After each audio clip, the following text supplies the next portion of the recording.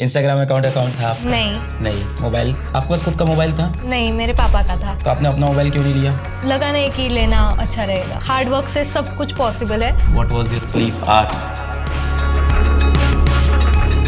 Physics तो बिल्कुल भी ठीक नहीं था और मैथ्स था बहुत। मैं कह सकती थी कि हम मेंस के हिसाब से कर सकती थी। मेंस के हिसाब से कर सकता?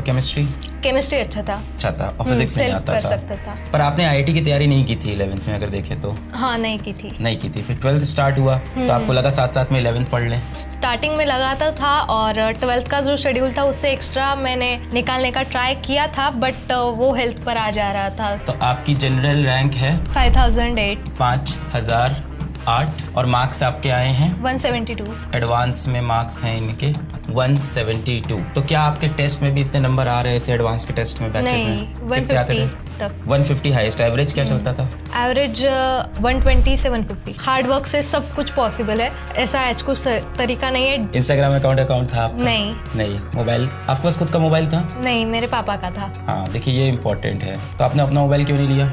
जरूरत नहीं लगी एज सच और लगा नहीं कि लेना अच्छा रहेगा। What was your sleep hour? 6 hours average. Actually मेरे पापा को पैरालाइज हो गया था, जो राइट साइड होती है वो उनकी वर्क नहीं कर रही थी, तो फिर उनका जो भी कुछ था शॉप वगैरह तो वो उनको बंद करना पड़ा। फिर भी उन्होंने किया कुछ, बट वो एसेस नहीं कर पाए फिर। बहुत बढ़िया। तो देखिए ऐसे आपको भी लड़ना है, संघर्ष करना है। दूर दराज के इलाके में बैठ के भी आप आईआईटी निकाल सकते हैं। आई थिंक आप सभी को स्ट्रेंथ मिलेगी। और देखिए ये एक ऐसे नंबर हैं 172 जो कि बहुत हार्ड नहीं होते लाने। 150 172। देखिए मैं मानता हूँ जब आप एक एवरेज स्टूडेंट हो, 11th आपका मिसिंग है, तो ऐसा दिक्कत होती है जब आपका 11th नहीं कंप्लीट है और 12th आपने स्टार्ट किया, एवरेज स्टूडेंट हो, तो 250 नंबर लाना, 260 लाना, वो सब टफ होता है। 150 नंबर आईआईटी एडवांस में इतना डिफिकल्ट नहीं है। क्या लगता है आपको, क्या तरीका होता है अगर 150 नंबर या आपने को 180 नंबर टारगेट करने हैं तो क्या तरीका होता है, स्ट्रेटजी? रेगुलर पढ़ेंगे तो 200 के ऊपर भी हम ला सकते हैं। 11th 12th अगर रेगुलर पढ़ेंगे तो ऐसा कुछ है नहीं, और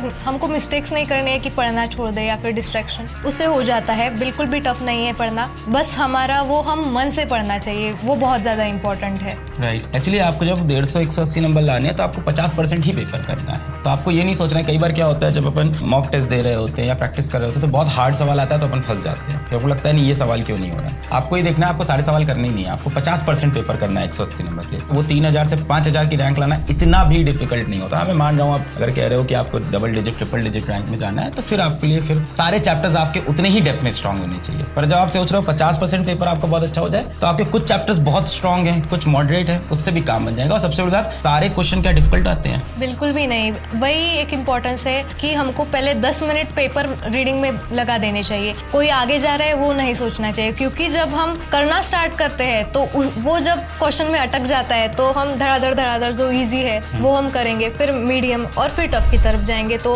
हमारा जल्दी भी हो जाएगा और एक कॉन्फिडेंस भी आ जाता है कि नहीं हो रहा है। नहीं तो फिर प्रेशर हो जाता है कि जो पहला ही टफ आ गया तो ये तो हुआ ही नहीं मुझसे, अब क्या, तो वो नहीं होगा। नंबर उतने ही मिलने हैं, चाहे तुम इजी क्वेश्चन कर लो चाहे टफ क्वेश्चन कर लो। तो अपना ईगो वहां नहीं सेटिस्फाई करना है, मैक्सिमम नंबर कहाँ से लाने ये देखना चाहिए। मैं बता रहा हूँ कि 150 180 लाने के लिए आपको सबसे पहले पहचानने कि ये सवाल तो अपने को कर लेने चाहिए इजी मॉडरेट वाले। एक्चुअली मैंने तो 12th के बीच में नहीं किया था 11th, बट अगर आपको कॉन्फिडेंस है तो आपको करना चाहिए, किया जा सकता है। और अगर हम स्ट्रेस ना ले और पूरी मेहनत कर दे तो इतना तो हम पढ़ ही सकते हैं कि कवर कर ले। सबसे ज्यादा डांटता कौन टीचर था? राजवंश सर। और सबसे ज्यादा स्वीट कौन टीचर था जो प्यार करता था सबसे ज्यादा? अमिताभ सर और आशीष सर भी, दोनों लोग। और राजवंश सर हमेशा डांटते थे। बीच बीच में पढ़ाई का उनको अगर नहीं दिखा था कि बच्चे पढ़ नहीं रहे तो वो बहुत ज्यादा अपसेट हो जाते थे। उनकी कोई बात लगी कभी आपको? नहीं, पर वो जब गुस्सा करते थे तो फिर मैं भी सैड हो जाती थी। ऐसा था।